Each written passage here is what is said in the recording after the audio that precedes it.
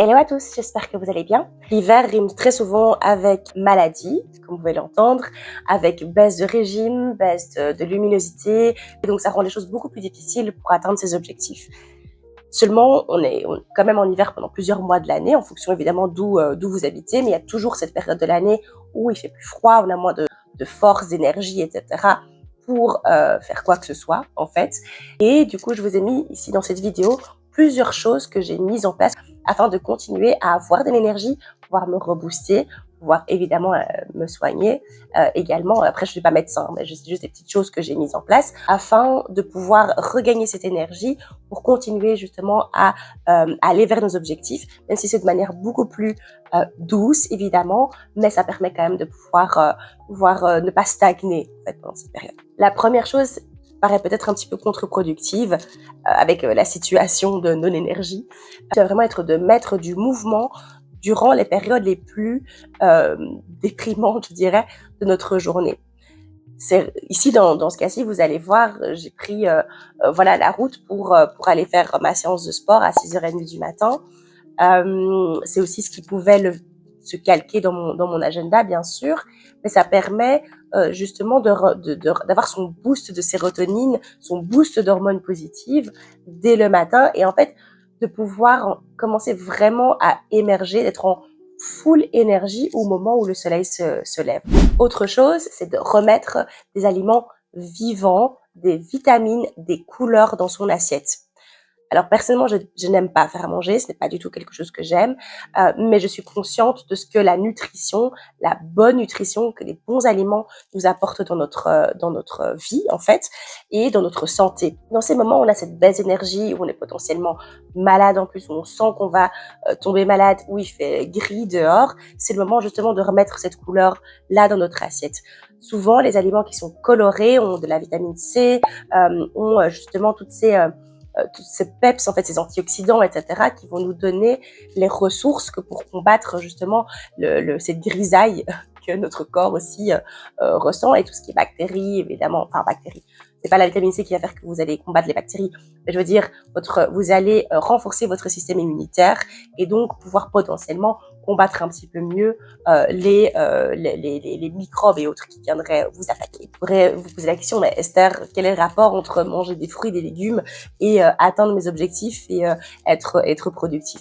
Les fruits, les légumes, une bonne alimentation est source d'énergie. Et cette énergie, vous en aurez besoin pour arriver justement à vos objectifs. Donc, mangez vos kiwis et autres qui sont riches en vitamine C pour que justement vous allez nourrir votre corps, vous allez nourrir votre cerveau et vous allez être beaucoup plus enclin, en fait, vous allez avoir l'énergie suffisante pour atteindre ces objectifs-là. C'est très difficile de se motiver quand on est en baisse d'énergie, quand justement il fait gris dehors, etc. C'est beaucoup plus compliqué de dire, OK, là, maintenant, je vais me lever, je vais aller travailler sur mon business plan. Là, je vais me remotiver, je vais aller faire mon plan financier. Je vais mettre en place mon vision board avec tous les objectifs que je vais atteindre. Je vais prendre 1 heure de mon temps pour faire ça.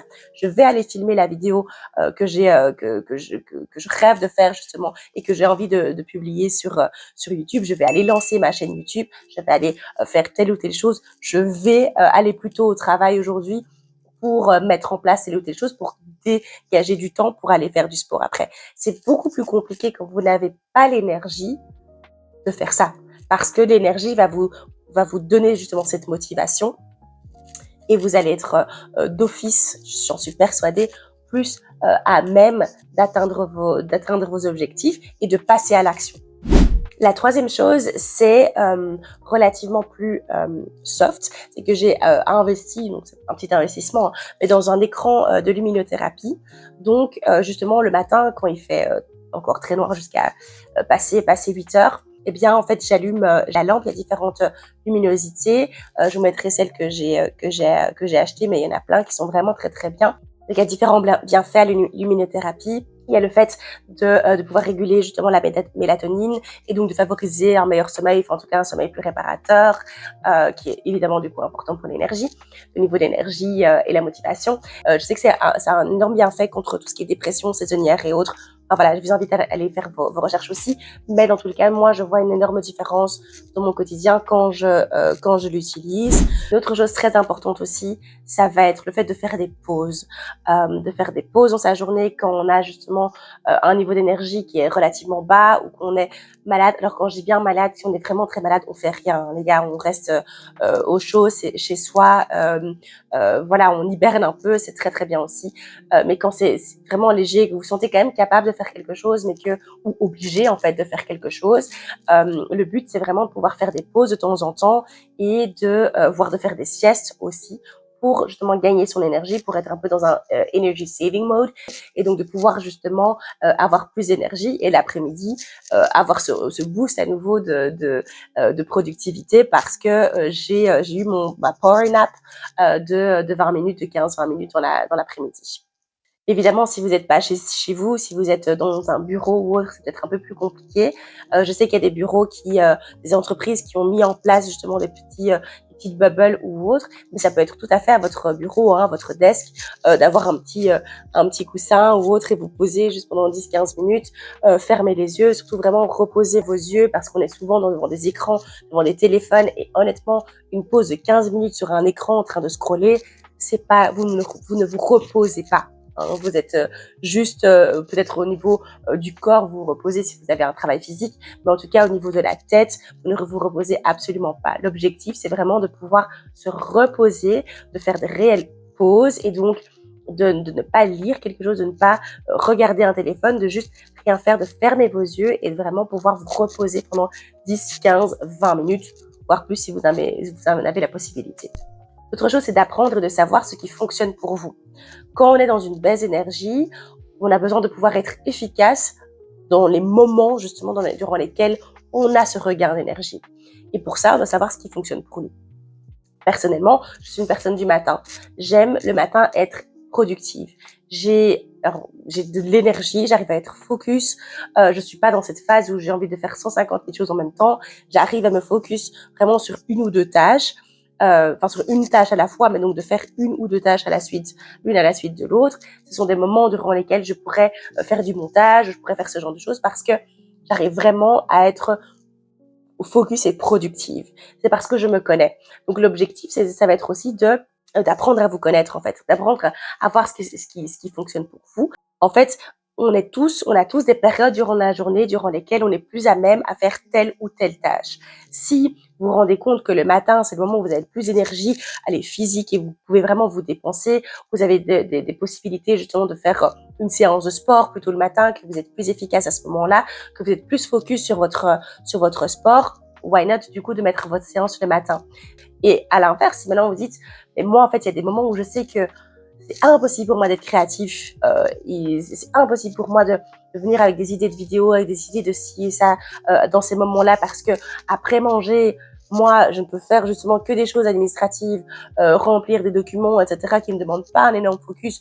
Donc, je ne peux vraiment pas mettre ça. Et bien, tester justement, ok, est-ce que je pourrais peut-être plus tester de le mettre un peu plus le matin ou un peu plus le soir, en fait, parce que j'arrive à la fin de ma journée, j'ai plein d'idées, je suis ressourcée, j'arrive à le faire. Donc voilà, vraiment apprendre à vous connaître si vous êtes plutôt du matin, si vous êtes plutôt du soir, si vous êtes plutôt du midi, si vous êtes plutôt de l'après-midi, de vraiment apprendre à vous connaître parce que ce sont les moments sur lesquels vous devez tout miser. Vous mettez vraiment ces time blocks-là, quitte à ce que 3 heures après, vous ne fassiez plus rien et que vous soyez tellement au bout du rôle. Petit tips en plus pour pouvoir passer au-delà justement de cette période hivernale et continuer du coup à pouvoir être productif et avoir de l'énergie. Pas oublier tout ce qui va être l'hydratation, les choses naturelles, le massage, les pas, sauna, hammam, tout ce qui va être huile essentielle aussi, l'huile essentielle d'eucalyptus radiée si vous avez les sinus bouchés, l'huile essentielle de Ravinsara pour tout ce qui va être immunité, pour combattre vraiment ces petits maux de l'hiver.